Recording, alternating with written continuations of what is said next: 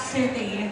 My name is Mikay Bautista, just only 19 years old stunner, usually all the way from the rising city, San Jose del Monte, province of Bulacan. And yet,